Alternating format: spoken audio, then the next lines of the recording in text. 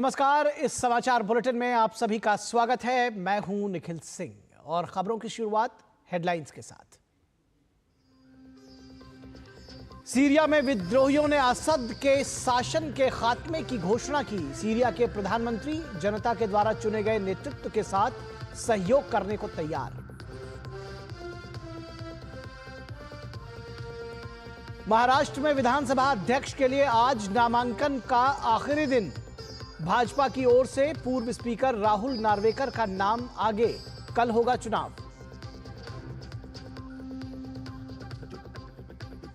दिल्ली विधानसभा चुनाव के लिए भाजपा ने कसी कमर। चुनावी नारे के बाद आज से सभी विधानसभा क्षेत्रों में पार्टी की परिवर्तन यात्रा। विदेश मंत्री डॉक्टर एस जयशंकर बहरीन के दौरे पर आज मनामा डायलॉग में होंगे शामिल। वहीं रक्षा मंत्री राजनाथ सिंह भी आज से रूस के 3 दिवसीय दौरे पर।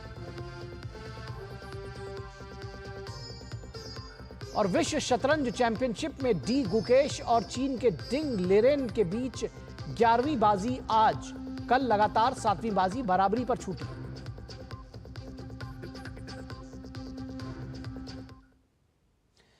खबरों की शुरुआत करेंगे। बात सीरिया से शुरू होगी। सीरिया में विद्रोही बलों को बड़ी कामयाबी मिली है।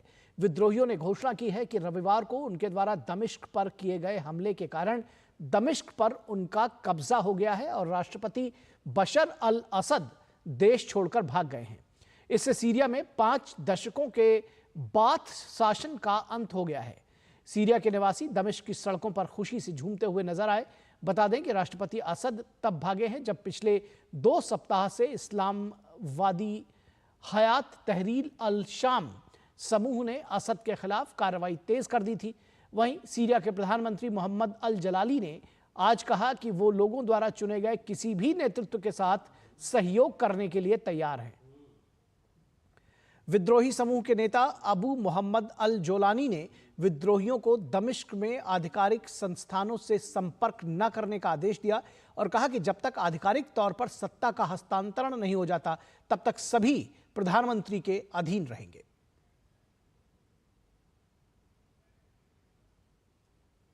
तो सीरिया में जो संकट आया, ये कहें कि विद्रोहियों ने जिस तरह से जो कब्जे किया उसका जो पृष्ठभूमि है उस पर एक अगर नजर डालें तो इसको समझने की जरूरत है। जुलाई 2000 से बशर अल असद सीरिया के राष्ट्रपति हैं, यानी कि पिछले 24 वर्षों से वो सीरिया के राष्ट्रपति रहे।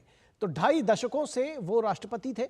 मार्च 2011 में किशोरों के एक समूह से दक्षिण सीरियाई शहर डेरा में सरकार विरोध में प्रदर्शन किया। तो मार्च 2011 में विरोध की शुरुआत हुई। प्रदर्शनकारियों के खिलाफ कार्रवाई में कई लोग मारे गए और इस घटना के बाद सीरिया भर में विरोध फैल गया।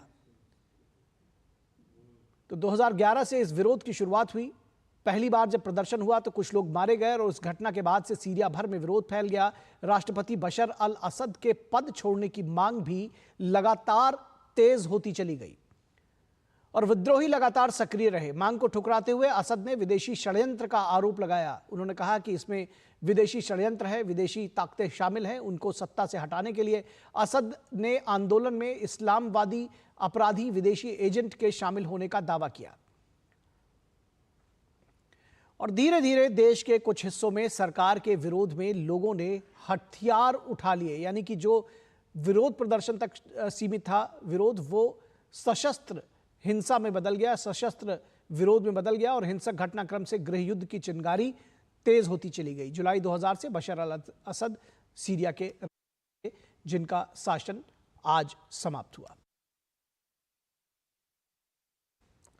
और सीरिया में राष्ट्रपति बशर अल असद के सरकार के खिलाफ लड़ रहा विद्रोही गुट हयात तहरीर अल शाम आतंकी संगठन अल कायदा की शाखा रहा है। हालांकि बाद में इस संगठन ने खुद को अल कायदा से अलग कर लिया था। इस गुट का नेतृत्व अबू मोहम्मद अल जौलानी द्वारा किया जा रहा है, जिसे बेहद कट्टरपंथी माना जाता है। HTS ने साल 2016 में अल कायदा से अपना नाता तोड़ लिया था और जौलानी ने खुद को गुट का नेता घोषित कर दिया था। पश्चिमी देश HTS को आतंकी संगठन मानते हैं।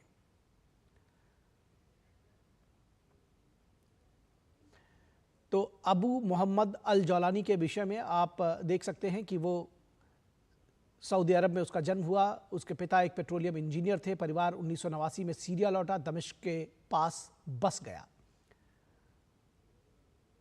और 2003 में अबू मोहम्मद अल जौलानी इराक चला गया और अल कायदा से जुड़ा। इराक में अल कायदा में अबू मोहम्मद अल जौलानी शामिल हुआ और एक कट्टरपंथी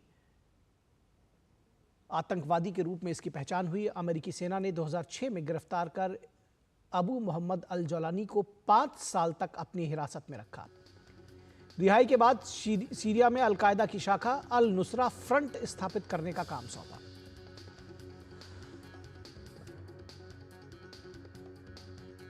तो विपक्ष के कब्जे वाले क्षेत्रों विशेषकर इदलिब में अबू मोहम्मद अल जौलानी ने अपना प्रभाव बढ़ाया। शुरुआती वर्षों में इस्लामिक स्टेट इराक के प्रमुख के साथ जौलानी ने समन्वय किया। 2013 में अल कायदा ने जौलानी के साथ संबंध तोड़ने की घोषणा की क्योंकि ये अपने अलग आउटफिट्स बना रहा था, लेकिन अल जौलानी ने इस बदलाव को अस्वीकार कर दिया।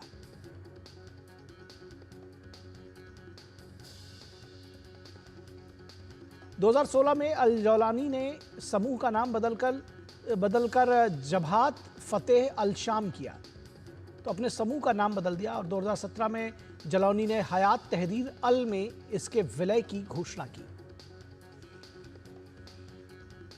हयात तहरीर अल शाम का नेता है मोहम्मद अल जौलानी और इसके नेतृत्व में यह विद्रोह को अंजाम दिया गया और आज सीरिया पर अल जौलानी का एक तरह से कहा जाए तो कब्जा है।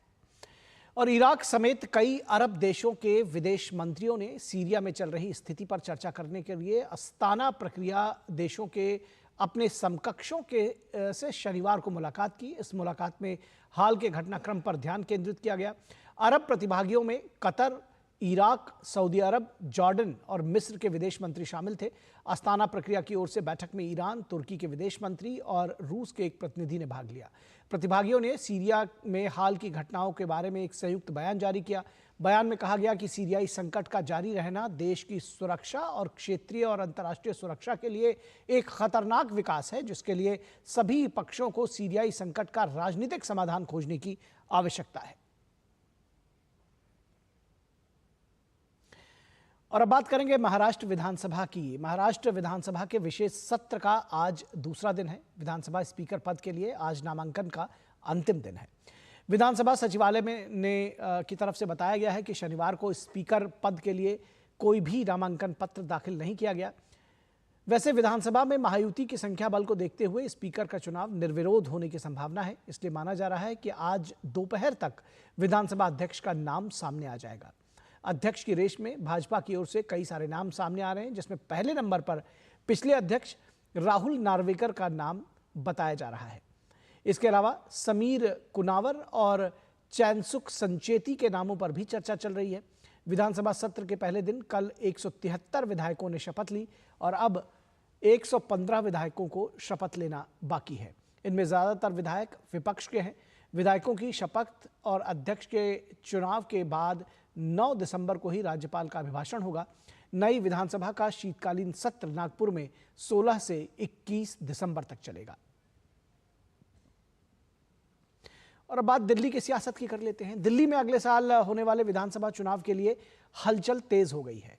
भारतीय जनता पार्टी आज दिल्ली की सभी 70 विधानसभा सीटों पर परिवर्तन यात्रा की शुरुआत करेगी। इस यात्रा के जरिए भाजपा दिल्ली के जन जन तक पहुंचने की कोशिश करेगी। दिल्ली के सभी 70 विधानसभा सीटों और सभी वार्ड से होकर ये यात्रा गुजरेगी और जनता से जुड़े मुद्दों पर चर्चा करेगी। दिल्ली भाजपा के पूर्व अध्यक्ष सतीश उपाध्याय को परिवर्तन यात्रा का संयोजक बनाया गया है। ये यात्रा आज से दिल्ली के 7 लोकसभा क्षेत्रों की एक विधानसभा सीट से शुरू होगा, यानी हर दिन भाजपा 7 यात्राएं निकालेगी। ये परिवर्तन यात्रा 2 टियर की होगी, यानी 2 चरणों में इसका समापन होगा। सुबह इस पैदल यात्रा की शुरुआत विधानसभा क्षेत्र के प्रमुख धार्मिक स्थल से होगी, जिसके बाद ये विधानसभा के अन्य हिस्सों से गुजरेगी। दोपहर में मीटिंग शुरू होगी, जिसमें इलाके की आरडब्ल्यूए, एनजीओ, वरिष्ठ नागरिकों और महिलाओं से दिल्ली की जनता से जुड़े मुद्दों पर चर्चा होगी। शाम को टियर 2 के यानी कि दूसरे जो चरण के तौर पर पैदल यात्रा फिर से शुरू होगी, जिसके बाद रात को एक और मीटिंग के साथ इसका समापन होगा। यात्रा की शुरुआत और समापन के समय भाजपा के बड़े नेता इस यात्रा में शामिल हो सकते हैं। इसके साथ ही भाजपा ने एलईडी वैन्स को भी दिल्ली में उतारा है, जिनके जरिए वो आम लोगों से सुझाव लेने का काम करेगी। इसके अलावा व्हाट्सएप के जरिए भी पार्टी जनता से सीधे संपर्क करेगी। भाजपा ने कल ही दिल्ली विधानसभा चुनाव के लिए अपना नया नारा जारी किया था, अब नहीं सहेंगे बदल के रहेंगे नारे के साथ भाजपा आम आदमी पार्टी को रोकने के लिए चुनावी मैदान में उतर रही है।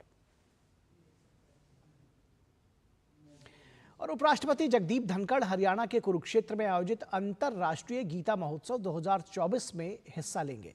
कुरुक्षेत्र में पवित्र ब्रह्म सरोवर तट पर इस महोत्सव का आयोजन किया गया है, जिसमें तंजानिया का प्रतिनिधिमंडल भी भाग ले रहा है। इस महोत्सव में राज्य स्तरीय प्रदर्शनी का आयोजन किया गया है, जिसमें महाभारत के यादगार क्षणों के साथ साथ पवित्र ग्रंथ भगवत गीता के उपदेशों को दिखाया जा रहा है। 28 नवंबर से शुरू हो रहा ये महोत्सव 15 दिसंबर तक चलेगा। आपको बता दें कि हरियाणा सरकार द्वारा शुरू ये महोत्सव कुरुक्षेत्र के महत्व पर जोर देता है, जहां भगवान श्री कृष्ण ने अर्जुन को भगवत गीता का उपदेश दिया था। इसके तहत हर वर्ष एक सहयोगी देश को चुना जाता है ताकि गीता के संदेशों का वैश्विक स्तर पर प्रसार किया जा सके। इस बार तंजानिया को इस कड़ी में चुना गया है। और रक्षा मंत्री राजनाथ सिंह आज से रूस के 3 दिवसीय आधिकारिक दौरे पर रहेंगे। रूस में राजनाथ सिंह अपने समकक्ष एंड्री बेलोसोव के साथ भारत रूस अंतर सैन्य और सैन्य तकनीकी सहयोग पर सरकारी आयोग की 21वीं बैठक की सह अध्यक्षता करेंगे। ये बैठक 10 दिसंबर को मॉस्को में होने जा रही है। इस बैठक में सैन्य, औद्योगिक सहयोग और रक्षा के क्षेत्र में दोनों देशों के बीच बहुआयामी संबंधों की समीक्षा की जाएगी। इसके साथ ही आपसी हित के समसामयिक क्षेत्रीय और वैश्विक मुद्दों पर भी चर्चा होगी।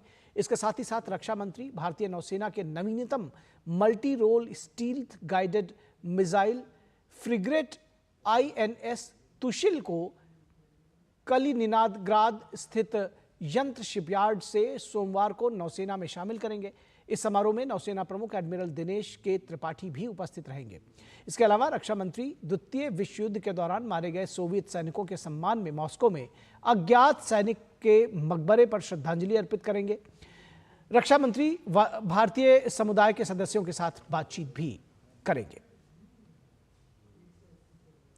और विदेश मंत्री डॉक्टर एस जयशंकर कतर के बाद बहरीन की राजधानी मनामा पहुंचे। विदेश मंत्री आज मनामा डायलॉग के 20वें संस्करण में शामिल होंगे। International institute for strategic studies इस क्षेत्रीय सुरक्षा सम्मेलन का आयोजन कर रहा है। यह संस्थान मध्य पूर्व सुरक्षा समाधान और अंतर्राष्ट्रीय सहयोग के लिए मान्य वैश्विक मंच है। इस वर्ष संवाद की थीम है क्षेत्रीय समृद्धि और सुरक्षा में मध्य पूर्व नेतृत्व की भूमिका। यह संवाद वैश्विक नीति निर्माताओं, रक्षा अधिकारियों, शिक्षाविदों और विशेषज्ञों को प्रमुख भू राजनीतिक चुनौतियों पर विचार विमर्श और समाधान तलाशने का अवसर देता है। डॉक्टर जयशंकर आज वाइटनर रीजनल स्ट्रेटेजिक कोऑपरेशन नामक सत्र में अपने विचार रखेंगे। इस सत्र में डॉक्टर जयशंकर के अलावा चेक गणराज्य के राष्ट्रीय सुरक्षा सलाहकार और बहरीन के विदेश मंत्री भी शामिल होंगे। बहरीन के दौरे पर डॉक्टर जयशंकर का बहरीन के विदेश मंत्री अब्दुल्ला लतीफ बिन राशिद अल जायनी के साथ चौथे भारत बहरीन उच्च संयुक्त आयोग की बैठक करेंगे। इस मंत्रिस्तरीय बैठक में द्विपक्षीय संबंधों की संपूर्ण दायरे की समीक्षा होगी और भारत और बहरीन के बीच बहुआयामी संबंधों को और मजबूत करने के अवसरों पर भी चर्चा होगी। मनामा पहुंचने पर विदेश मंत्री डॉक्टर एस जयशंकर ने मनामा डायलॉग में भाग लेने की उत्सुकता जताई। साथ ही उन्होंने उच्च संयुक्त आयोग की बैठक के सार्थक होने की भी उम्मीद जताई।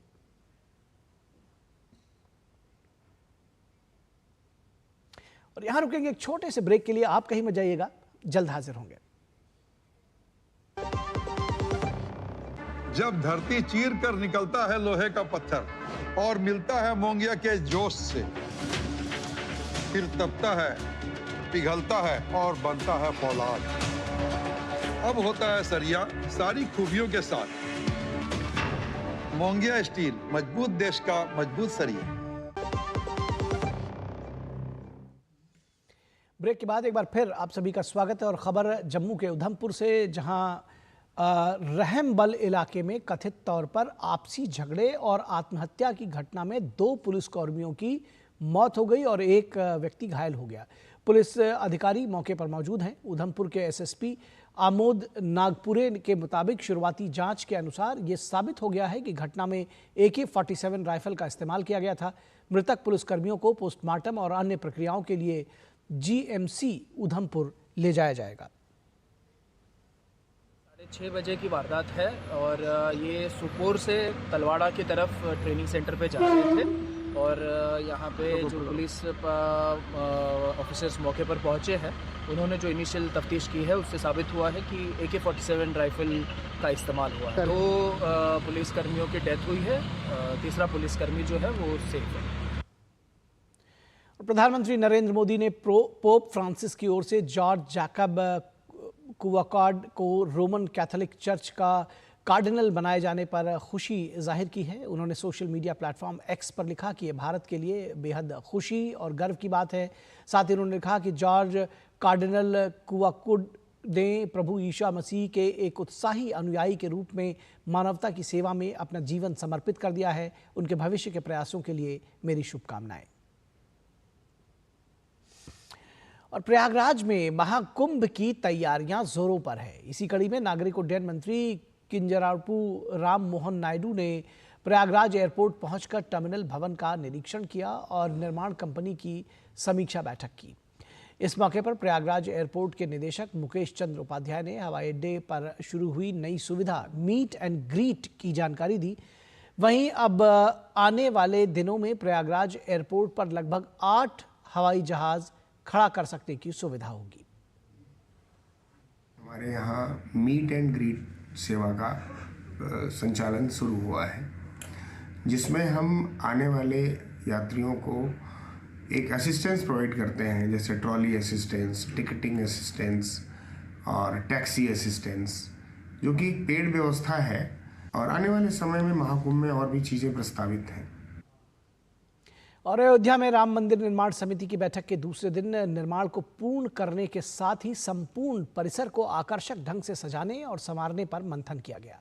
निर्माण समिति के अध्यक्ष नृपेंद्र मिश्र ने राम मंदिर निर्माण की प्रगति की जानकारी दी। उन्होंने बताया कि सुग्रीव किला से राम मंदिर के परकोटे तक एक किसी के दर्शन मार्ग पर जगह जगह स्थायी मंडप बनाए जाएंगे, जिसका निर्माण जल्द ही शुरू किया जाएगा। रामनवमी से पूर्व इनके बनकर तैयार होने की उम्मीद है। इन पंडालों में श्रद्धालुओं के लिए सारी आवश्यक सुविधाएं उपलब्ध होंगी।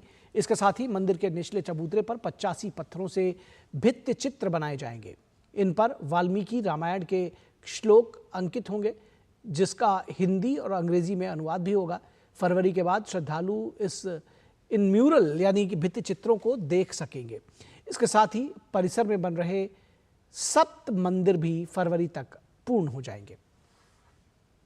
हमारा तत्काल जो प्राथमिकता है वो मंदिर निर्माण पूर्ण करना है, जो कि लगभग 15 मार्च तक पूर्ण हो जाएगा।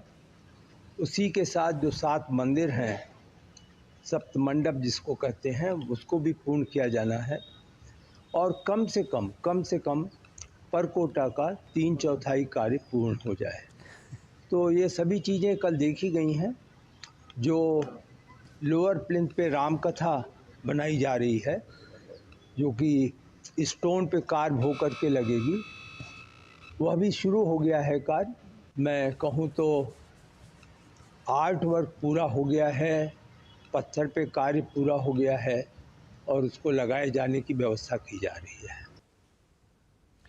और उत्तराखंड में आज से 4 धाम शीतकालीन यात्रा शुरू हो रही है, यानी श्रद्धालु अब चारों धाम के शीतकालीन गद्दी स्थल पर जाकर दर्शन कर सकेंगे। इसी कड़ी में मुख्यमंत्री पुष्कर सिंह धामी भगवान केदारनाथ के शीतकालीन गद्दी स्थल ओंकारेश्वर मंदिर ऊखीमठ पहुंचे, जहां से आज शीतकालीन यात्रा का शुभारंभ किया जाएगा। मुख्यमंत्री पुष्कर सिंह धामी ने बताया कि शीतकालीन यात्रा के जरिए उत्तराखंड का पर्यटन और बढ़ेगा। शीतकालीन यात्रा हमारे लिए एक बहुत गेम चेंजर साबित होगी आने वाले समय में, क्योंकि लगभग 5 महीने 6 महीने का हमारा यात्रा काल रहता है 4 धाम यात्रा का। और उसके बाद भी हमारे बहुत सारे स्थान हैं जहां पर लोग आ सकते हैं। पर्यावरण है, यहाँ की आबो हवा है, हमारे होम स्टे, होटल, हमारे सभी लोग उनका स्वागत करेंगे, उत्तराखंड वासी स्वागत करेंगे और उनके लिए भी चूँकि एक अच्छा अनुभव होगा, जहाँ अभी इस समय में हमारे सभी व्यवस्थाएं पहले से हैं, तो उन व्यवस्थाओं को हम फिर से एक बार रिव्यू करके और अच्छा करेंगे, जिसकी शीतकाल में आने वाले लोगों को कोई परेशानी न हो। और रुकेंगे एक छोटे से ब्रेक के लिए, आप कहीं मत जाइएगा, जल्द हाजिर होंगे।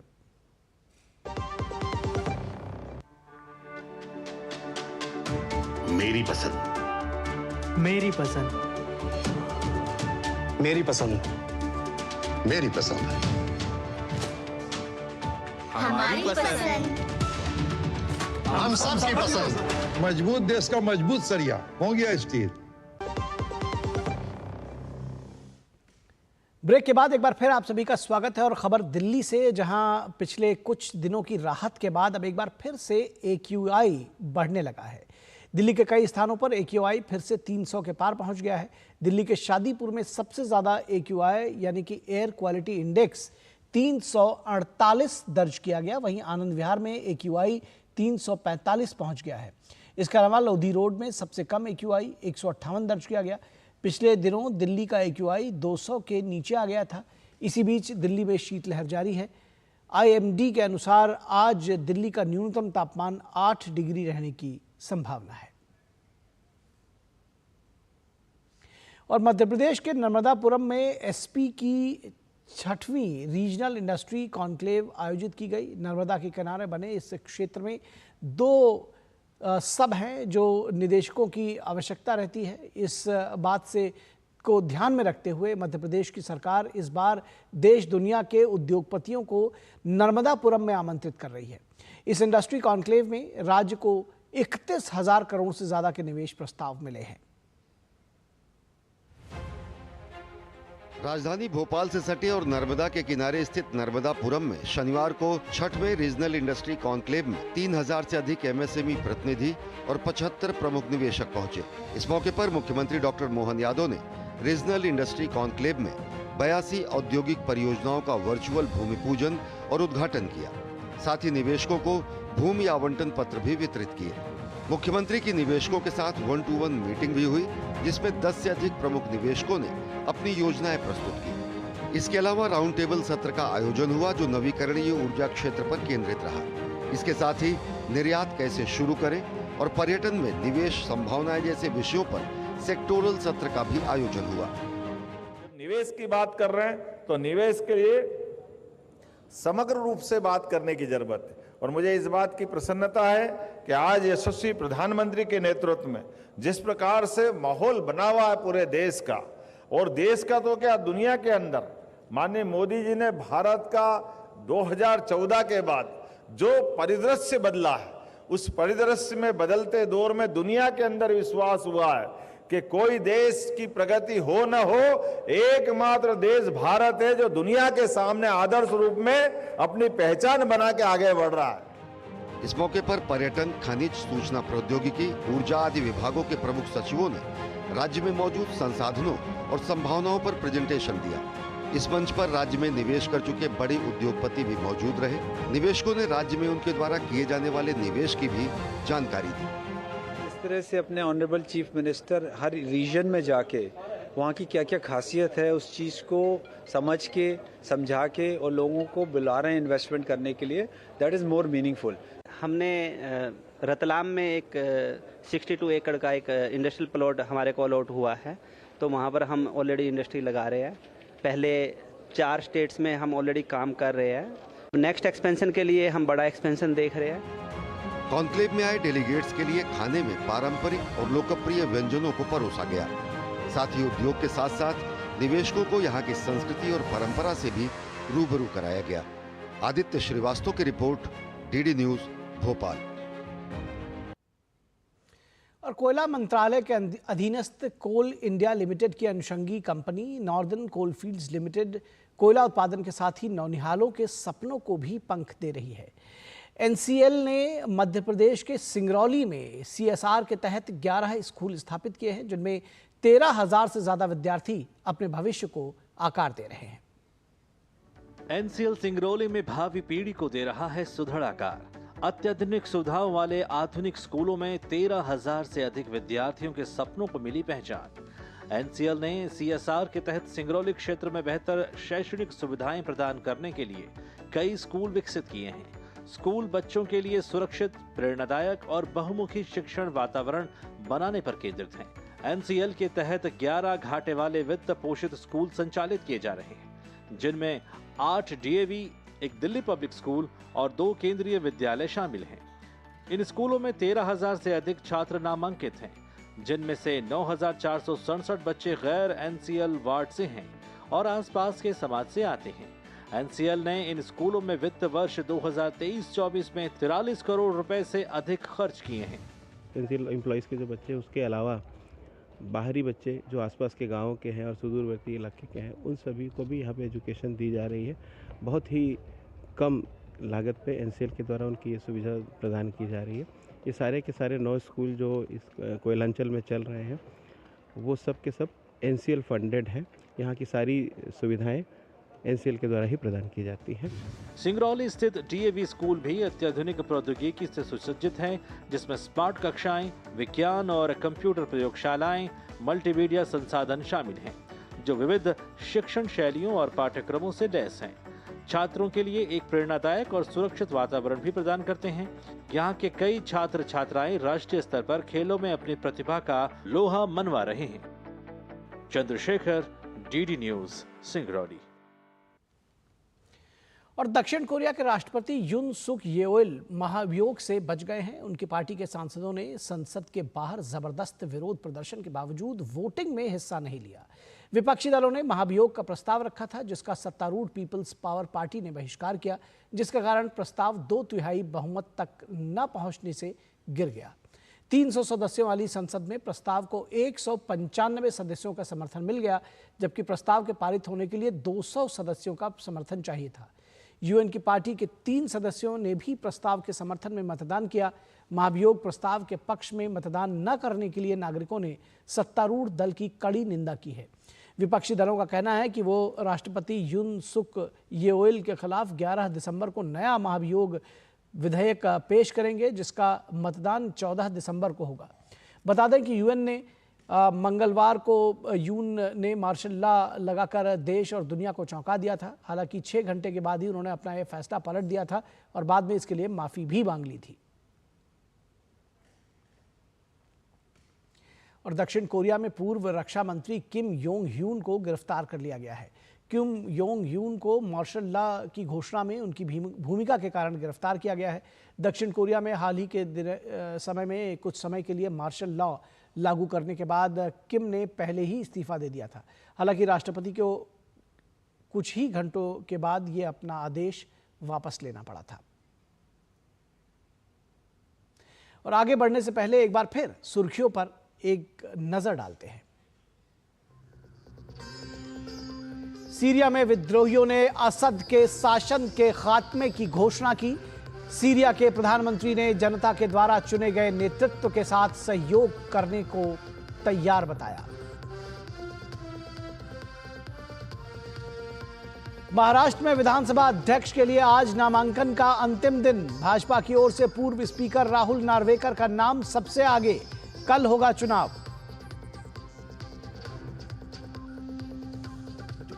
दिल्ली विधानसभा चुनाव के लिए भाजपा ने कसी कमर। चुनावी नारे के बाद आज से सभी विधानसभा क्षेत्रों में पार्टी की परिवर्तन यात्रा। विदेश मंत्री डॉक्टर एस जयशंकर बहरीन के दौरे पर आज मनामा डायलॉग में होंगे शामिल। वहीं रक्षा मंत्री राजनाथ सिंह भी आज से रूस के 3 दिवसीय दौरे पर।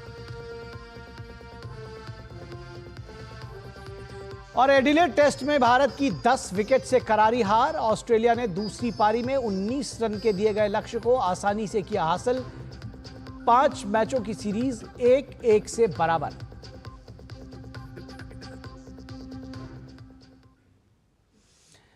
और खबरों के सफर को आगे बढ़ाते हैं। केंद्र सरकार ने अपनी मांगों को लेकर दिल्ली के लिए किसानों का समूह आज फिर से कूच करेगा।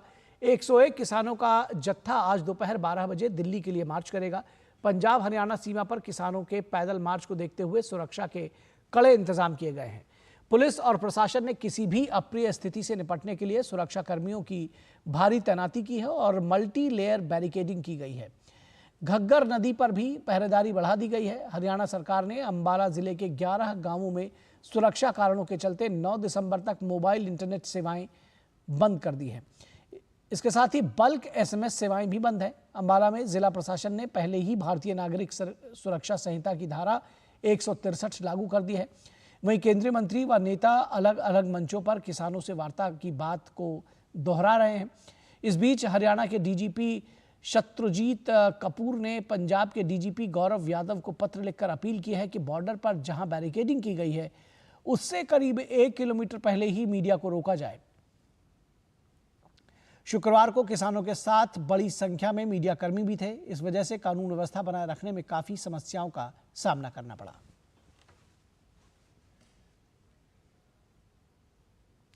केंद्र सरकार से अपनी मांगों को लेकर दिल्ली के लिए किसानों का समूह आज फिर से कूच कर रहा है। 101 किसानों का जत्था आज दोपहर 12 बजे दिल्ली के लिए मार्च करेगा। पंजाब हरियाणा सीमा पर किसानों के पैदल मार्च को देखते हुए सुरक्षा के कड़े इंतजाम किए गए हैं। पूरी स्थिति का जायजा लिया हमारे संवाददाता ने। इस समय हम पंजाब और हरियाणा की सीमा पर स्थित संभू बॉर्डर पे हैं और आप देख सकते हैं कि यहाँ पर किसानों ने आज फिर जो है दिल्ली कूच का ऐलान किया है। किसान यहाँ पर जमा होने शुरू हो गए हैं। सुबह से ही किसान जो है अपने अपने संगठनों के झंडे लेकर यहाँ पर संभू बॉर्डर पर पहुँचने लगे हैं और ये आप देख सकते हैं कि शुक्रवार को जिस तरीके से किसानों का पहला जत्था जो है वो गया था संभू बॉर्डर पर और हरियाणा की सीमा को पार करने की कोशिश की थी, लेकिन दिन भर चले घटनाक्रम के बाद जो है पुलिस ने उन्हें वापस लौटा दिया था। उसके बाद जो है शनिवार यानी कल का दिन जो है वो किसानों ने सरकार के लिए रखा था कि सरकार कल चाहे तो वार्ता करे, लेकिन कल बातचीत नहीं हो पाई और आज फिर यानी रविवार को किसानों ने 12 बजे फिर से दिल्ली के लिए कूच करने की बात कही है। जो हरियाणा साइड जो ये बैरिकेडिंग लगाई गई थी पंजाब की तरफ से उसको किसानों ने यहाँ पे हटा दिया था पूरी तरीके से। ये पूरी बैरिकेडिंग हट चुकी है और साथ ही जो है अब किसान आज फिर कह रहे हैं कि वो जो है वो दिल्ली की तरफ कूच करेंगे। हालांकि सुरक्षा के चाक चौबंद इंतजाम किए गए हैं।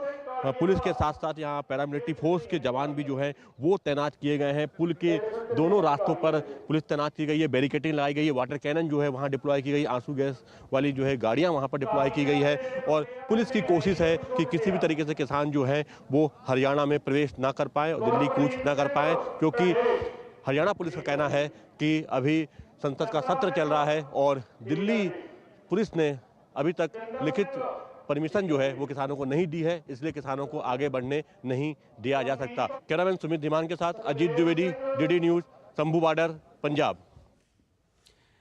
और जॉर्ज सोरोस से कांग्रेस के संबंधों को लेकर बीजेपी लगातार हमलावर है और जॉर्ज सोरोस से राहुल गांधी के संबंधों को लेकर नित नए तथ्य सामने रख रही है। बीजेपी ने अपने सोशल मीडिया प्लेटफॉर्म X पर पोस्ट करते हुए लिखा कि अडानी मामले को लेकर जो राहुल गांधी ने आरोप लगाते हुए प्रेस कॉन्फ्रेंस की थी, सोरोस के फंड से चलने वाली OCCRP ने उसे लाइव दिखाया था। बीजेपी ने X पर पोस्ट के जरिए यह भी बताया कि कांग्रेस नेता और सांसद शशि थरूर ने सोरोस को अपना सहयोगी बताया था। बीजेपी ने राहुल गांधी की भारत जोड़ो यात्रा के दौरान सोरोस के समूह के वाइस प्रेसिडेंट के साथ राहुल की तस्वीरों को भी साझा किया है। आपको बता दें कि बीजेपी सांसद निशिकांत दुबे और सुधांशु त्रिवेदी ने इस मुद्दे को सदन में उठाया था। इन नेताओं ने आरोप लगाया था कि राहुल गांधी और कांग्रेस पार्टी देश विरोधी एजेंडा चलाने वालों के साथ खड़ी नजर आती है। बीजेपी सांसद संबित पात्रा ने प्रेस कॉन्फ्रेंस कर राहुल गांधी को देशद्रोही तक कहा था, जिसे लेकर कांग्रेस पार्टी के सांसदों की तरफ से लोकसभा में विशेषाधिकार हनन का नोटिस भी दिया गया है। इस विवाद का असर संसद की कार्यवाही पर भी देखने को मिला है। कांग्रेस के हंगामे के चलते शुक्रवार को लोकसभा की कार्यवाही भी बाधित हुई।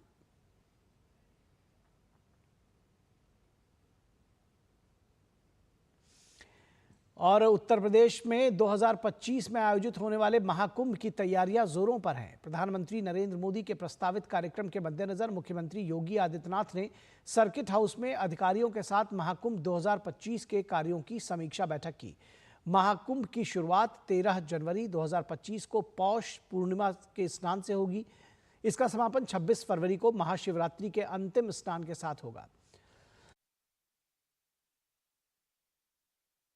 इस बार महाकुंभ में श्रद्धालुओं को बेहतर सुविधाएं प्रदान करने की तैयारी की जा रही है। स्वास्थ्य सुविधाएं उपलब्ध कराने के लिए बड़ी संख्या में डॉक्टर्स की तैनाती और परेड ग्राउंड में 100 बिस्तरों वाला अस्पताल बनाया गया है। इसके अलावा श्रद्धालुओं के लिए आरामदायक आवास उपलब्ध कराने के लिए भी विशेष तैयारियां की गई हैं। प्रदेश सरकार ने इलेक्ट्रॉनिक रिक्शा और ई ऑटो के लिए ऑनलाइन बुकिंग प्रणाली शुरू करने की भी घोषणा की है। साथ ही मुख्यमंत्री योगी ने 2019 में महाकुंभ को सफल बनाने के लिए प्रदेश पुलिस की भी सराहना की है।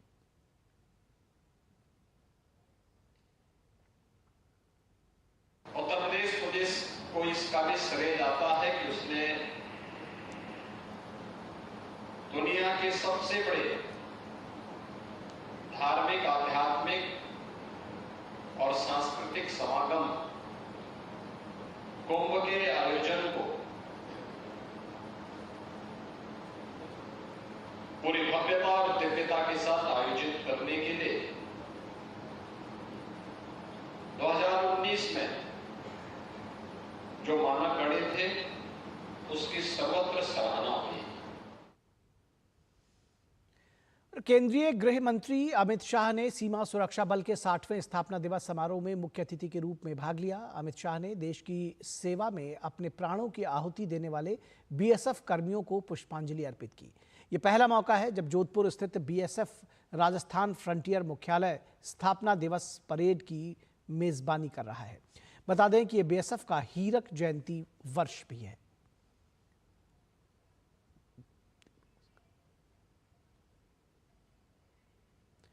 तो बीएसएफ का हीरक जयंती वर्ष है और बीएसएफ का स्थापना दिवस कार्यक्रम जोधपुर में आयोजित किया जा रहा है। यह पहली बार है जब जोधपुर में राजस्थान फ्रंटियर में ये कार्यक्रम आयोजित किया जा रहा है। गृह मंत्री अमित शाह इसके मुख्य अतिथि हैं और अमित शाह ने वीर गति प्राप्त बीएसएफ कर्मियों को पुष्पांजलि अर्पित की। इस समय पर बीएसएफ राजस्थान फ्रंटियर जोधपुर पहली बार इस कार्यक्रम की मेजबानी कर रहा है।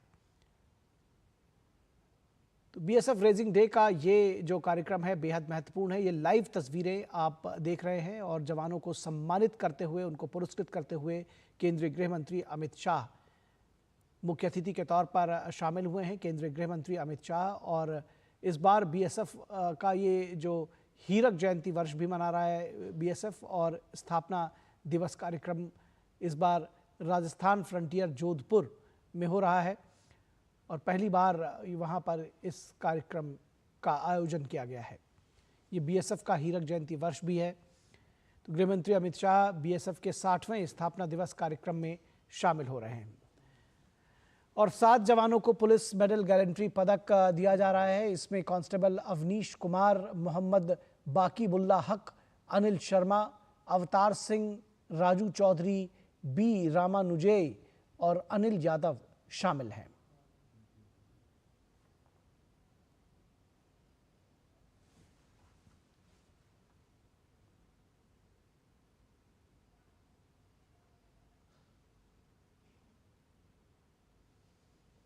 तो वीरता पदक से सम्मानित किया जा रहा है केंद्रीय मंत्री गजेंद्र सिंह शेखावत और दूसरे गणमान्य अतिथि भी देखे जा सकते हैं इस मौके पर। और केंद्रीय गृह मंत्री अमित शाह यहां पर मुख्य अतिथि के तौर पर पहुंचे हैं बीएसएफ रेजिंग डे में। और उप मुख्यमंत्री प्रेमचंद बैरवा को भी आपने तस्वीरों में देखा, साथ में गजेंद्र सिंह शेखावत केंद्रीय मंत्री वो भी मौजूद थे।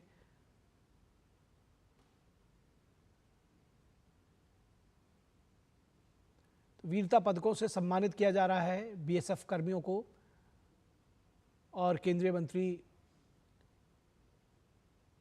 गृह मंत्री अमित शाह मुख्य अतिथि के तौर पर शामिल हुए हैं।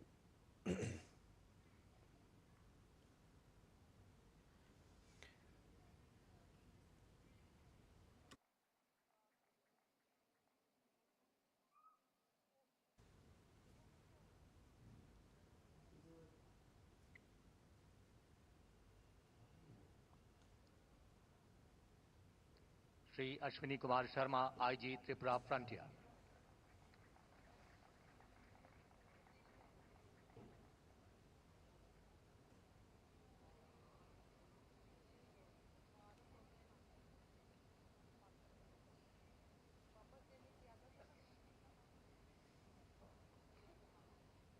और अब तो जोधपुर से सीधा प्रसारण देख रहे थे आप। बीएसएफ रेजिंग डे सेरेमनी का और 60वीं रेजिंग डे सेरेमनी स्थापना दिवस मनाया जा रहा था। केंद्रीय गृह मंत्री अमित शाह यहां पर मुख्य अतिथि के तौर पर मौजूद हैं। और अमेरिका के नेब्रास्का राज्य में 6 दिसंबर को महात्मा गांधी के स्मरण दिवस के रूप में घोषित किया गया है। इस अवसर पर नेब्रास्का के गवर्नर जिम पिलेन ने स्टेट कैपिटल भवन में महात्मा गांधी की प्रतिमा का अनावरण किया।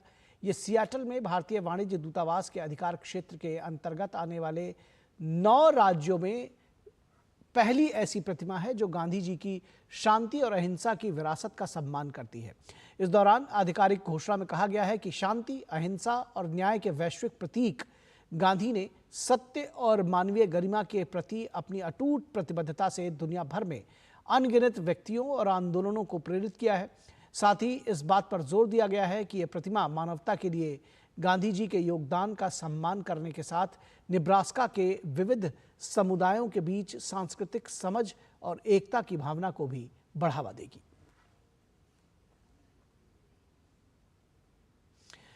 और खबर सीरिया से, जहां विद्रोही बलों को बड़ी कामयाबी मिली है। विद्रोहियों ने घोषणा की है कि उनके द्वारा दमिश्क पर किए गए हमले के कारण दमिश्क पर उनका कब्जा हो गया है और राष्ट्रपति बशर अल असद देश छोड़कर भाग गए हैं। इससे सीरिया में 5 दशकों के बाद शासन का अंत हो गया है। सीरिया के निवासी दमिश्क की सड़कों पर खुशी से झूमते हुए नजर आए। बता दें कि राष्ट्रपति असद तब भागे हैं जब पिछले 2 सप्ताह से इस्लामवादी हयात तहरीर अल शाम समूह ने असद के खिलाफ कार्रवाई तेज कर दी थी। वहीं सीरिया के प्रधानमंत्री मोहम्मद अल जलाली ने आज कहा कि वो लोगों द्वारा चुने गए किसी भी नेतृत्व के साथ सहयोग करने के लिए तैयार हैं। विद्रोही समूह के नेता अबू मोहम्मद अल जोलानी ने विद्रोहियों को दमिश्क में आधिकारिक संस्थानों से संपर्क न करने का आदेश दिया और कहा कि जब तक आधिकारिक तौर पर सत्ता का हस्तांतरण नहीं हो जाता तब तक सभी प्रधानमंत्री के अधीन रहेंगे।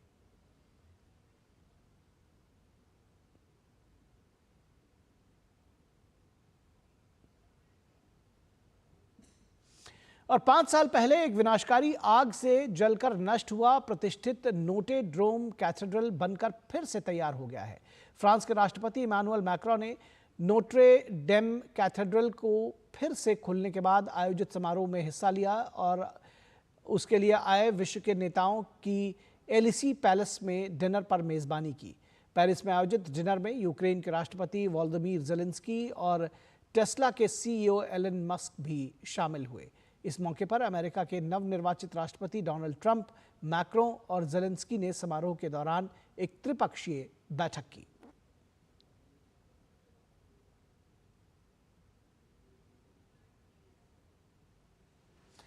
और विश्व शतरंज चैंपियनशिप में डी गुकेश और डिंग लेरेन के बीच आज 11वें दौर का मुकाबला देखा जाएगा। सिंगापुर में आयोजित हो रही विश्व शतरंज चैंपियनशिप में 11वें राउंड का खेल भारतीय समय के अनुसार दोपहर 2:30 पर शुरू होगा।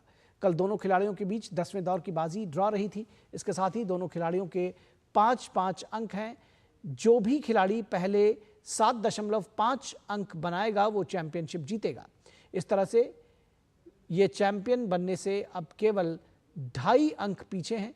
इस $25 लाख की इनामी प्रतियोगिता में अब केवल 4 दौर की बाजी खेली जानी बाकी है।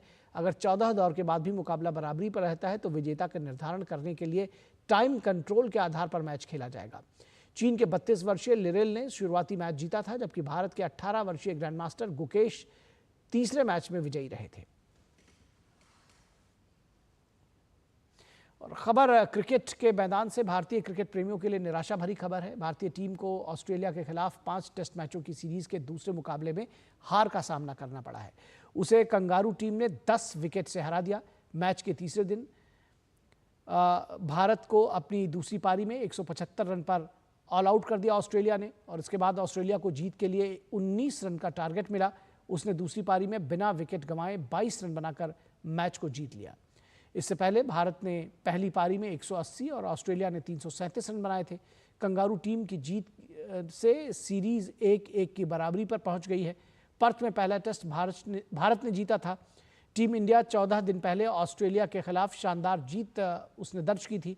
न्यूजीलैंड के खिलाफ घरेलू मैदान पर 0-3 से सीरीज हारने के बाद उसने शानदार वापसी की और कंगारू टीम को पहले ही मैच में परास्त कर दिया था। 25 नवंबर को मिली जीत की खुशी ज्यादा दिन तक कायम नहीं रही और एडिलेड में भारत को हार का सामना करना पड़ा है।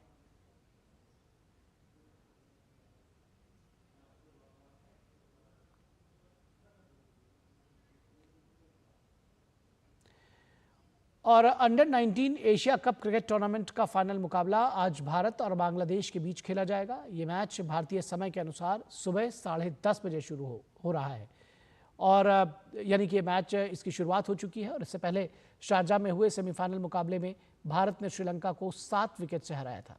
67 रन बनाने वाले वैभव सूर्यवंशी ने इस मैच के वो हीरो रहे। वहीं बांग्लादेश ने सेमीफाइनल में पाकिस्तान को हराकर फाइनल में प्रवेश किया।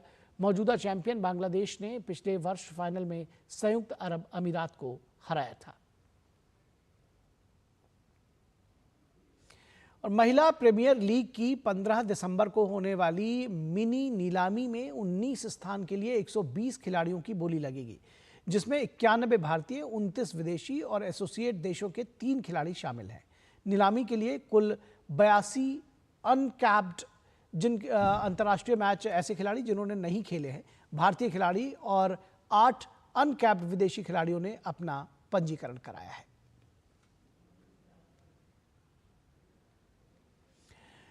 और भारत के महान फुटबॉलर सुनील छेत्री ने कल इंडियन सुपर लीग के रिकॉर्ड बुक में अपना नाम दर्ज करा लिया और लीग के इतिहास में हैट्रिक बनाने वाले सबसे उम्रदराज खिलाड़ी बन गए। छेत्री के हैट्रिक से बेंगलुरु एफसी ने केरला ब्लास्टर्स पर 4-2 से जीत दर्ज की।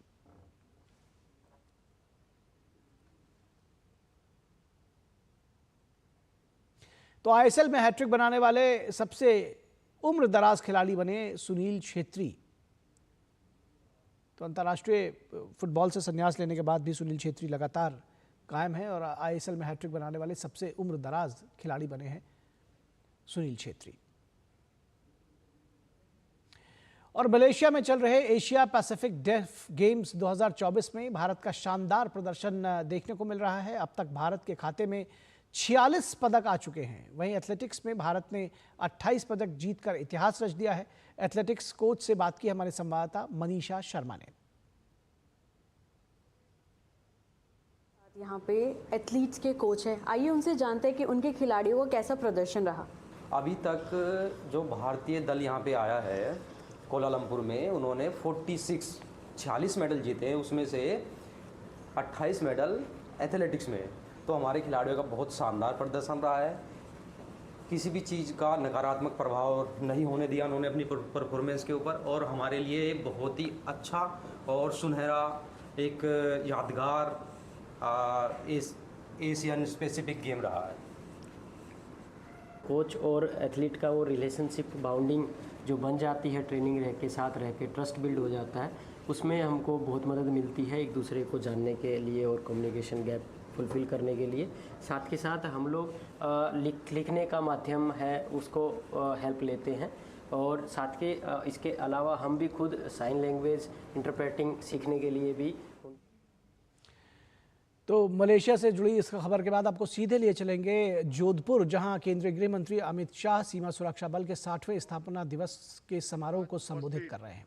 श्री दलजीत सिंह के नेतृत्व में बीएसएफ के सभी जवान, और आज ये परेड दिन की आत्मा ऐसे मेरे बीएसएफ के प्रिय जवानों, बीएसएफ के परिवारजनों और उपस्थित सभी नागरिकों को मैं बीएसएफ के 60वें स्थापना दिन की बहुत बहुत बधाई और शुभकामनाएं देना चाहता हूं।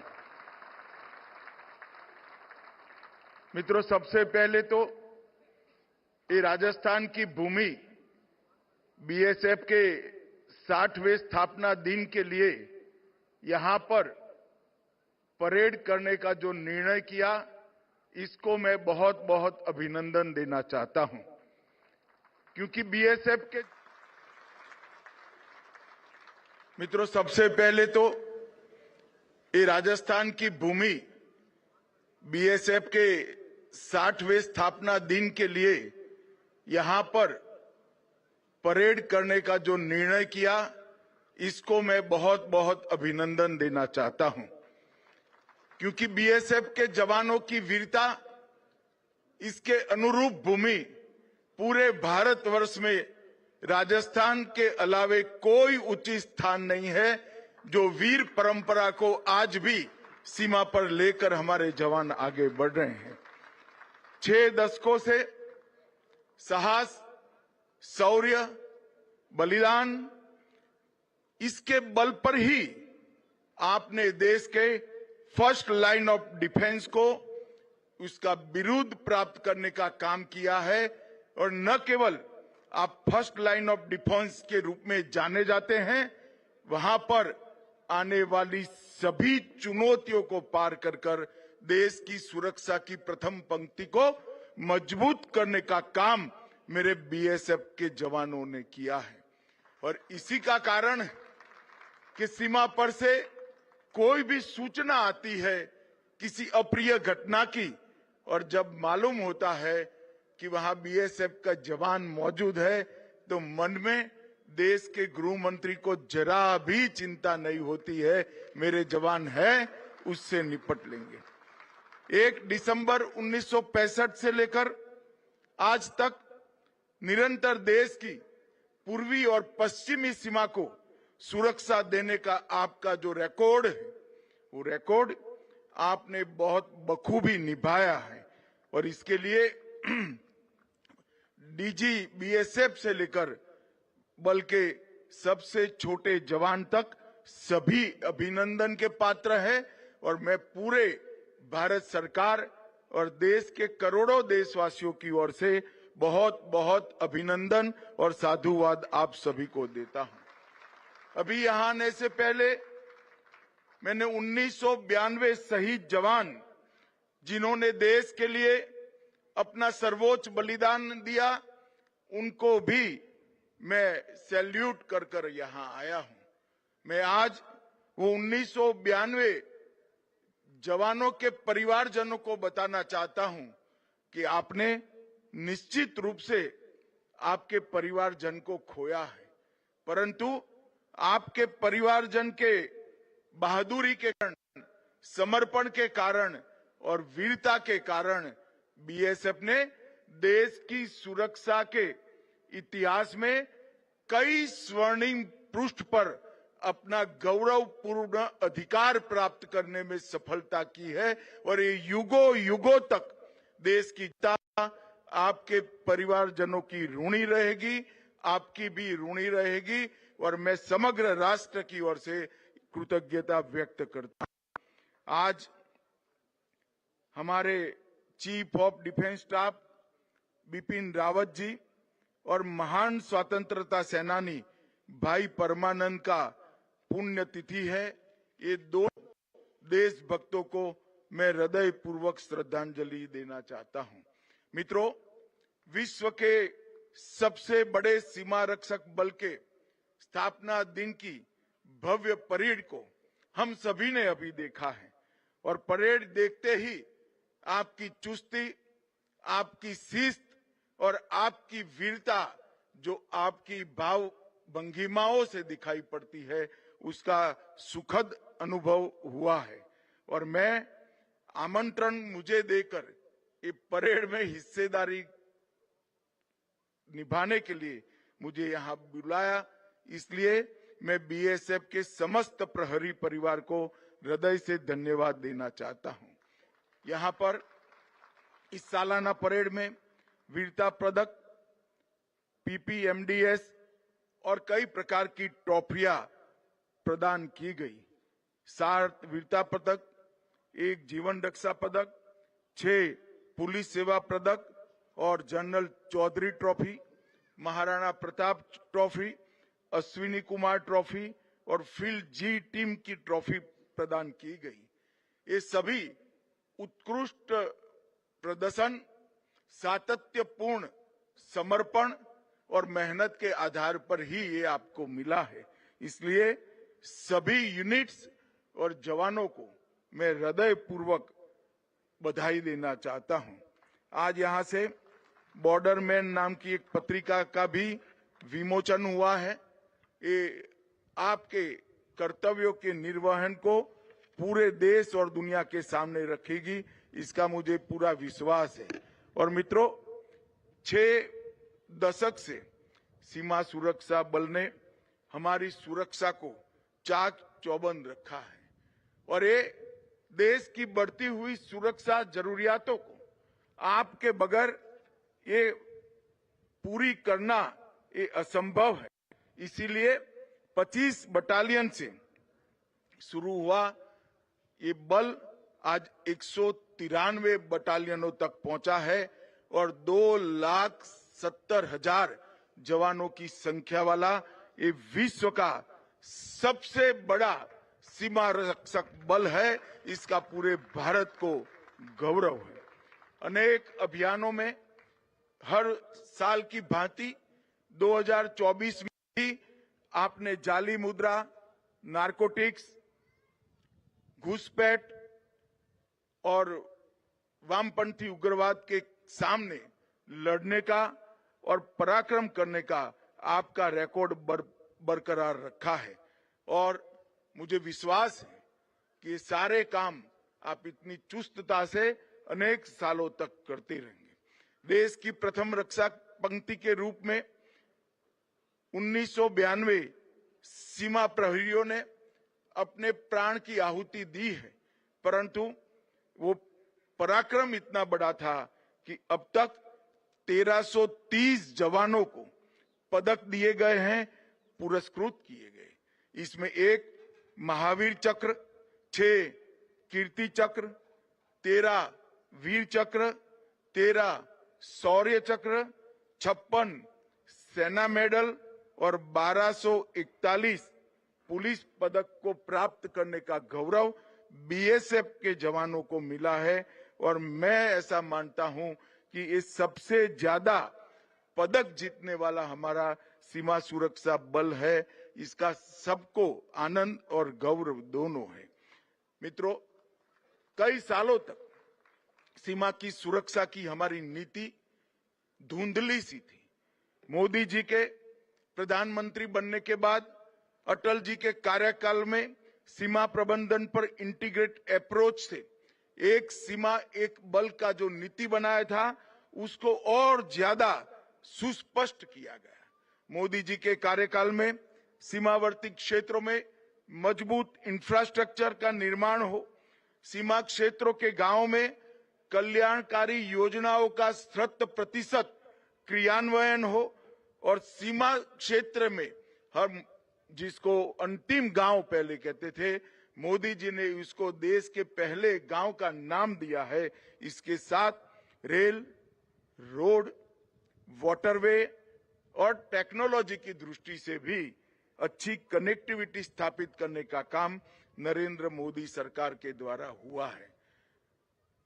लैंड पोर्ट के माध्यम से कानूनी ट्रेड को भी बढ़ावा दिया है और पीपल टू पीपल कनेक्ट को भी आगे बढ़ाया है और इसके कारण भारत सरकार ने अपने हर बजट के अंदर बहुत बड़ी राशि इंफ्रास्ट्रक्चर को मजबूत करने के लिए किया है।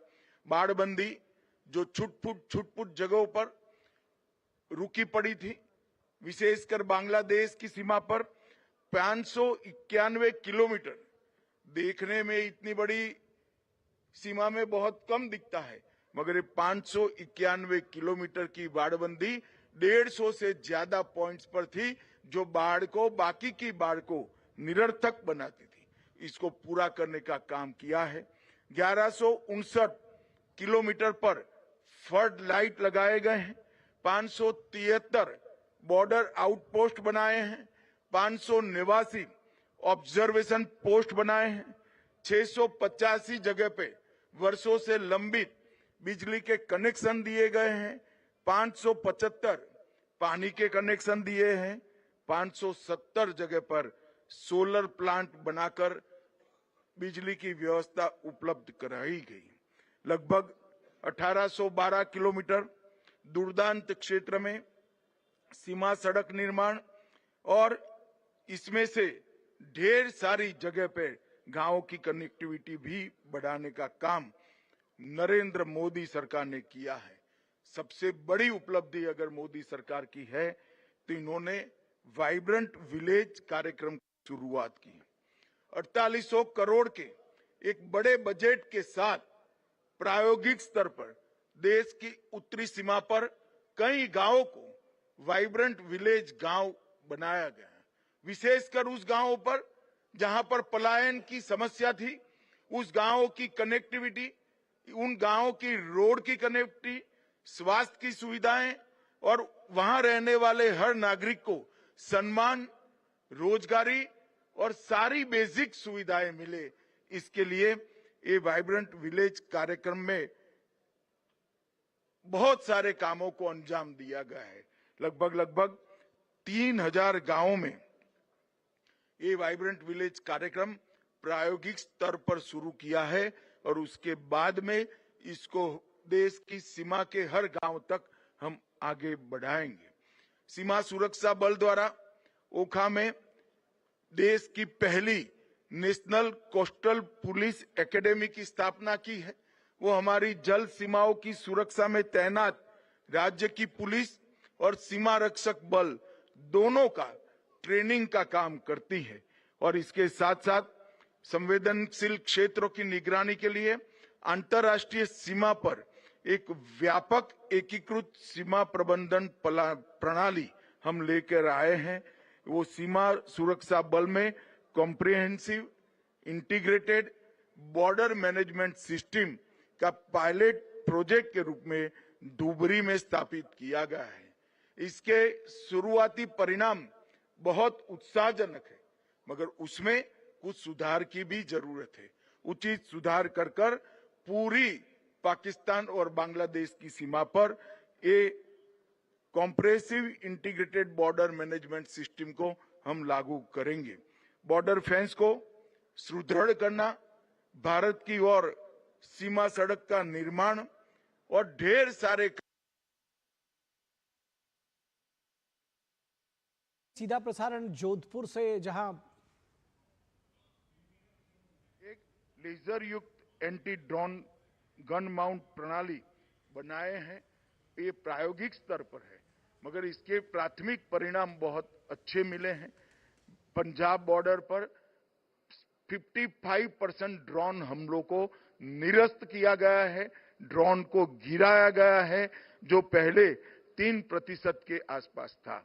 मुझे पूरा विश्वास है एक संपूर्ण ड्रोन निरोधी यूनिट हम कुछ ही साल में बनाएंगे और आने वाले खतरों से हम देश को सुरक्षित करने का काम करेंगे।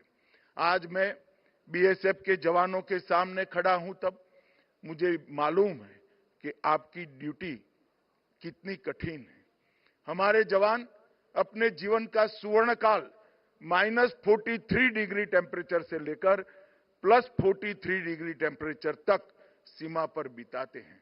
आप आपके परिवार से दूर रहते हैं, ना बूढ़े माँ बाप की देखभाल कर सकते हैं, ना आप बच्चों की पढ़ाई लिखाई का भी ध्यान रख सकते हैं।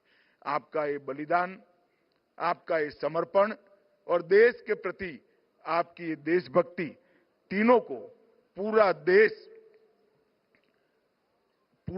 सराहता भी है और उसके प्रति सम्मान भी रखता है। चाहे बर्फीले पहाड़ हो, तपते रेगिस्तान हो, घने जंगल हो या दुर्गम पानी वाले क्षेत्र हो, हर जगह अपनी फोर्स के जवानों ने बहुत अच्छे तरीके से अपनी ड्यूटी निभाई है।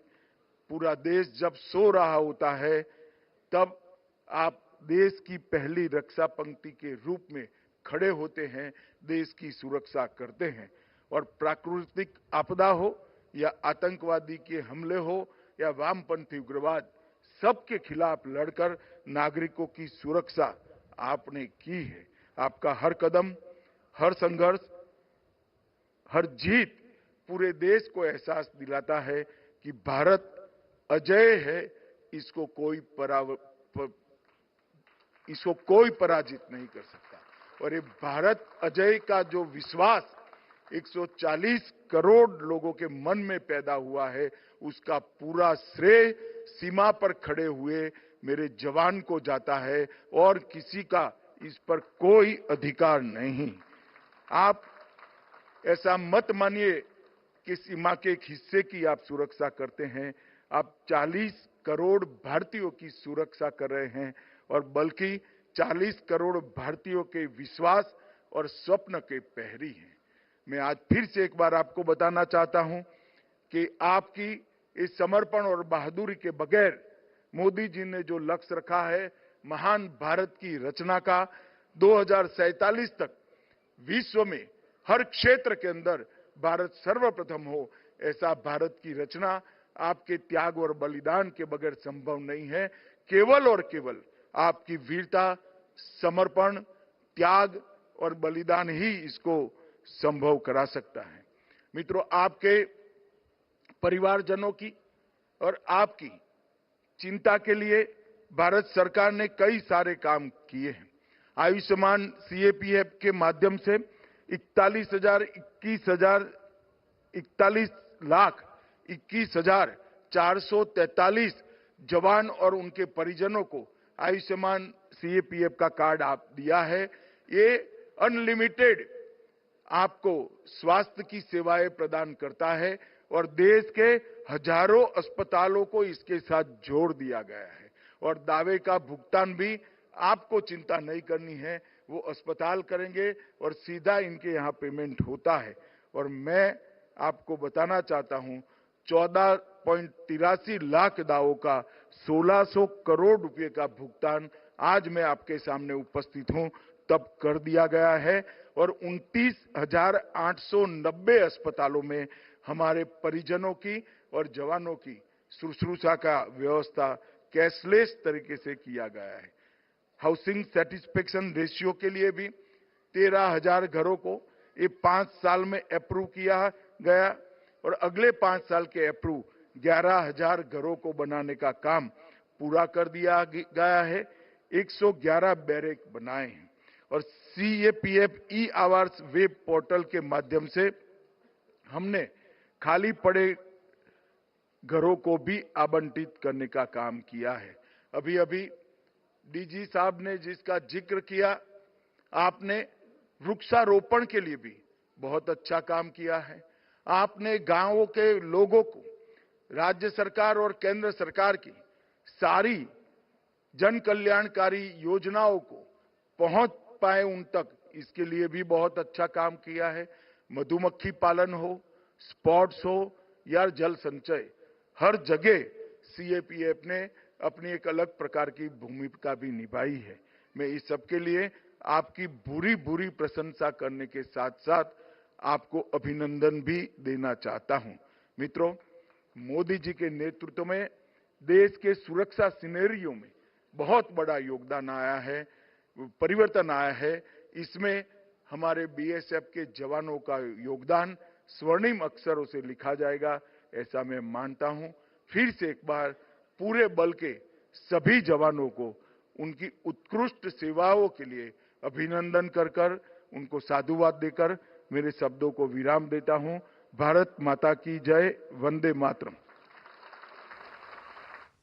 तो आप देख रहे थे सीधा प्रसारण जोधपुर से, जहां सीमा सुरक्षा बल के स्थापना दिवस समारोह को संबोधित कर रहे थे केंद्रीय गृह मंत्री अमित शाह। उन्होंने सीमा सुरक्षा बल के 6 दशकों के लंबे सेवा काल की भूरी प्रशंसा की, जमकर सराहना की और उन्होंने जो BSF के सुरक्षा कर्मी हैं उनके पराक्रम के, उनके शौर्य के, उनके बलिदान के भूरी प्रशंसा की। उन्होंने कहा कि जब BSF के कर्मी बॉर्डर पर सुरक्षा करते हैं और तभी देश शांत होकर हम वहाँ पर सो पाते हैं और चैन की नींद से सो पाते हैं। उन्होंने तमाम जो आगे की योजनाएं हैं उसके विषय में भी जानकारी दी और पिछले 10 वर्षों में किस तरह से BSF को, बॉर्डर सुरक्षा फोर्स को स्ट्रेंथन किया गया है, किस तरह से उसको मजबूत किया गया है, किस तरह से 193 नई बटालियंस का गठन किया गया है। इन सारे विषयों पर विस्तार से जानकारी दी और भविष्य की योजनाओं को भी साझा किया। और अगली खबर, विदेश मंत्री डॉक्टर एस जयशंकर ने कतर में दोहा फोरम को संबोधित करते हुए कहा कि अमेरिकी डॉलर को कमजोर करने का ब्रिक्स देशों का कोई इरादा नहीं है। साथ ही उन्होंने स्पष्ट किया कि अमेरिकी डॉलर से प्रतिस्पर्धा के लिए नई ब्रिक्स करेंसी शुरू करने का कोई प्रस्ताव नहीं है। States is our largest trade partner. We have no interest in weakening the dollar at all.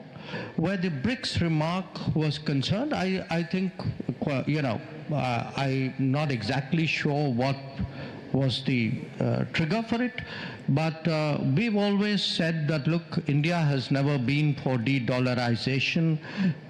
Right now, there is no proposal to have a BRICS currency.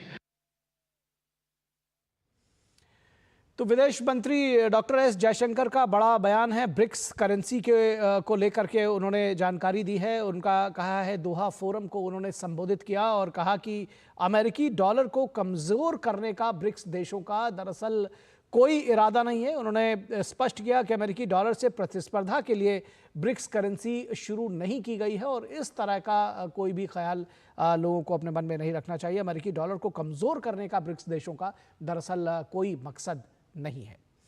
और केंद्र सरकार ने अपनी मांगों को लेकर दिल्ली के लिए किसानों के समूह को आज फिर से जो किसानों का समूह है वो कूच करेगा। पंजाब हरियाणा सीमा पर किसानों के पैदल मार्च को देखते हुए सुरक्षा के कड़े इंतजाम किए गए हैं। पूरी स्थिति का जायजा लिया हमारे संवाददाता ने। इस समय हम पंजाब और हरियाणा की सीमा पर स्थित संभू बॉर्डर पे हैं और आप देख सकते हैं कि यहाँ पर किसानों ने आज फिर जो है दिल्ली कूच का ऐलान किया है। किसान यहाँ पर जमा होने शुरू हो गए हैं।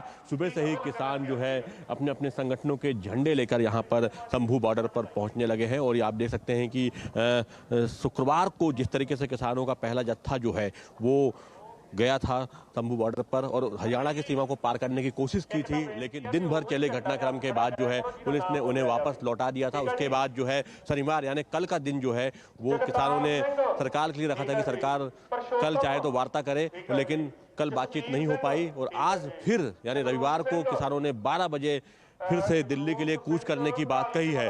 जो हरियाणा साइड जो ये बैरिकेडिंग लगाई गई थी पंजाब की तरफ से, उसको किसानों ने यहाँ पे हटा दिया था पूरी तरीके से।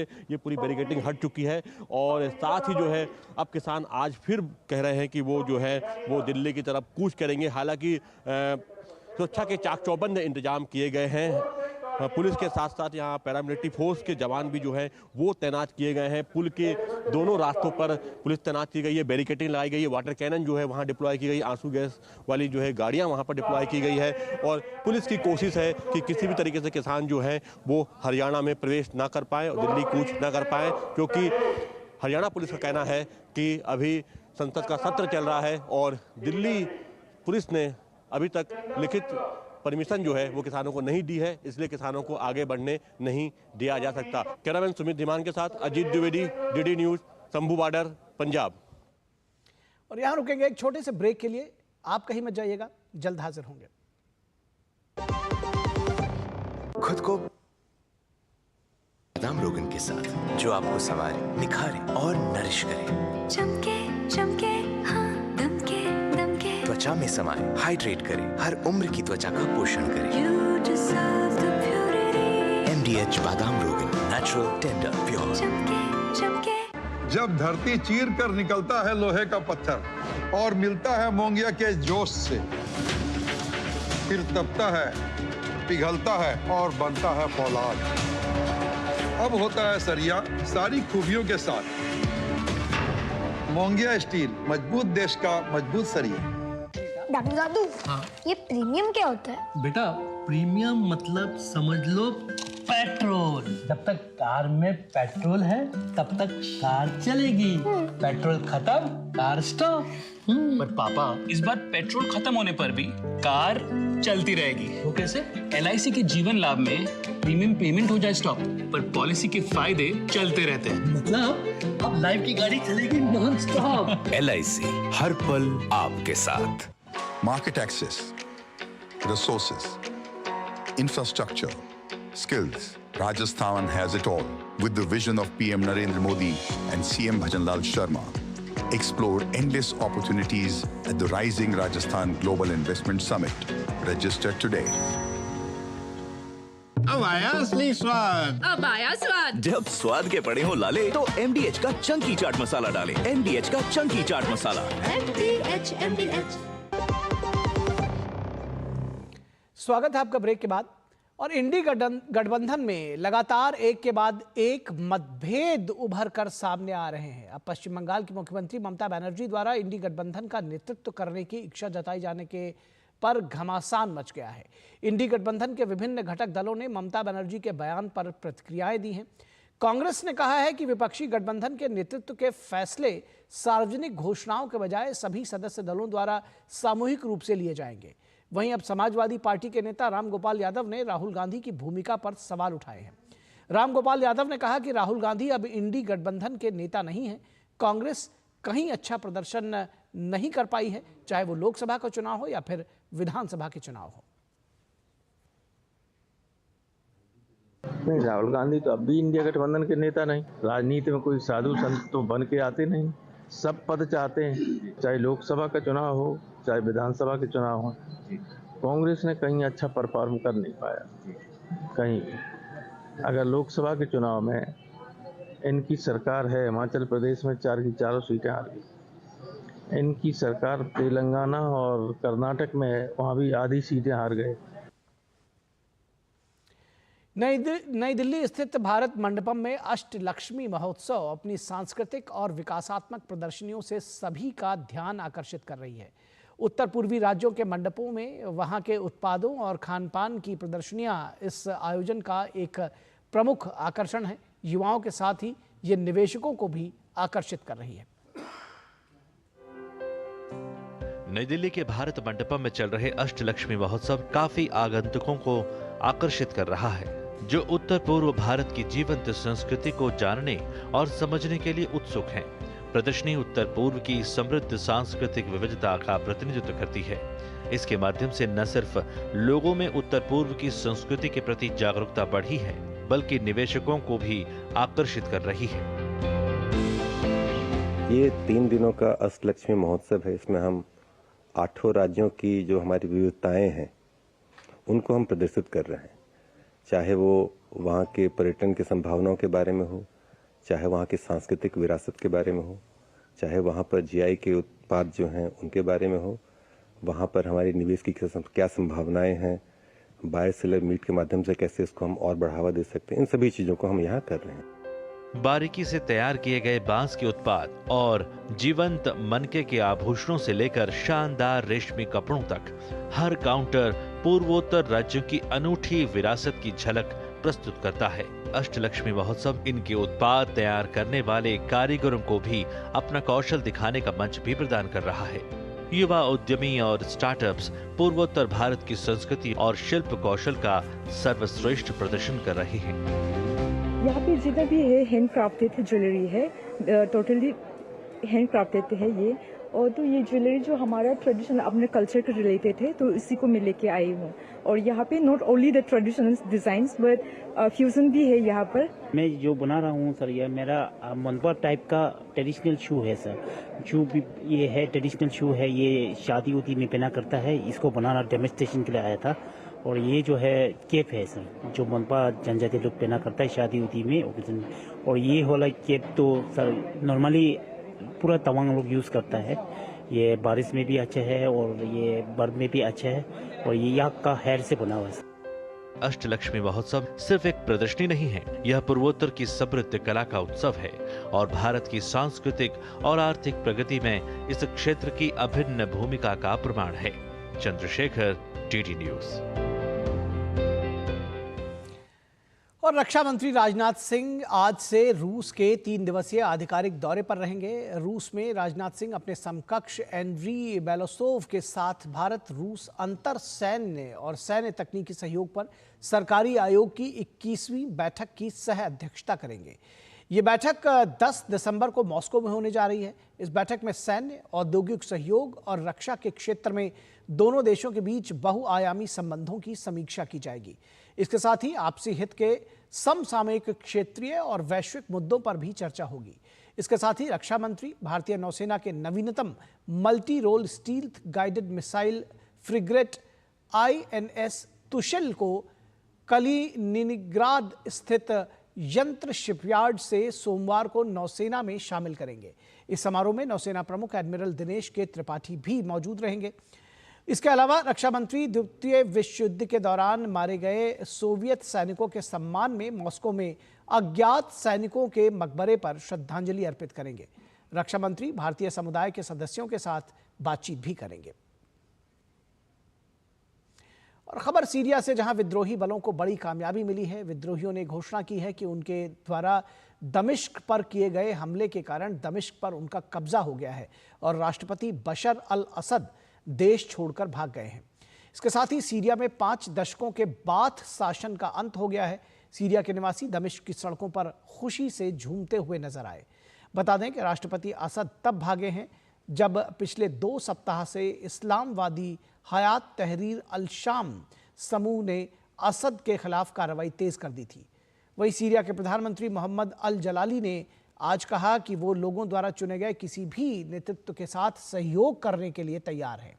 विद्रोही समूह के नेता अल मोहम्मद अल जौलानी ने विद्रोहियों को दमिश्क में आधिकारिक संस्थानों से संपर्क न करने का आदेश दिया और कहा कि जब तक आधिकारिक तौर पर सत्ता का हस्तांतरण नहीं हो जाता तब तक सभी प्रधानमंत्री के अधीन रहेंगे।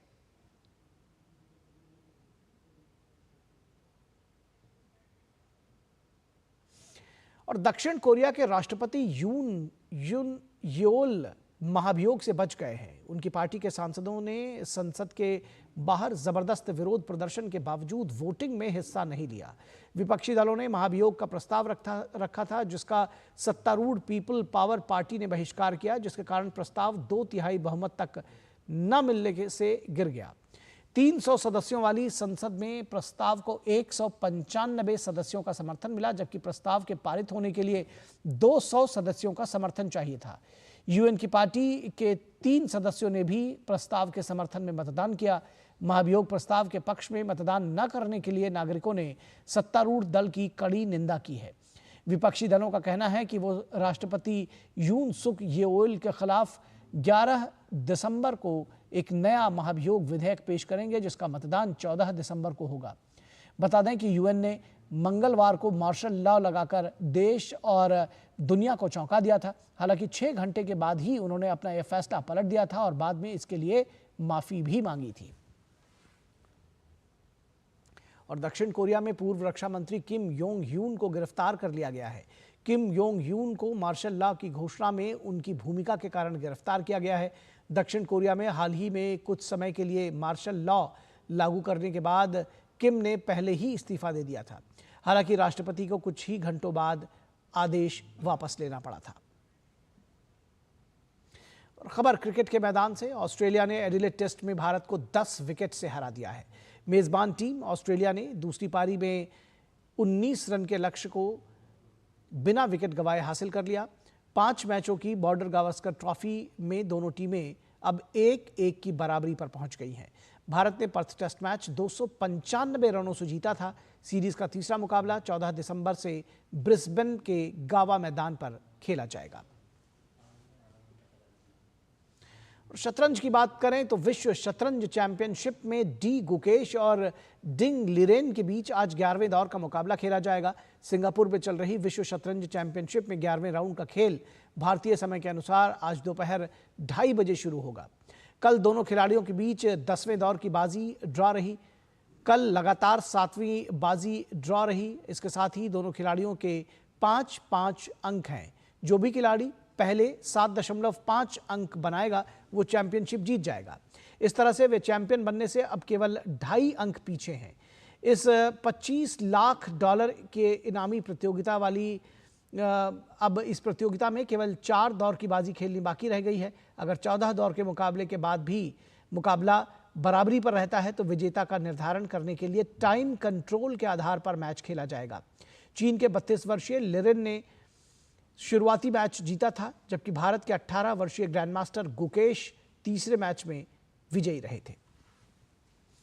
तो इस समाचार बुलेटिन में बस इतना ही। हमारी पूरी टीम को दीजिए इजाजत। नमस्कार।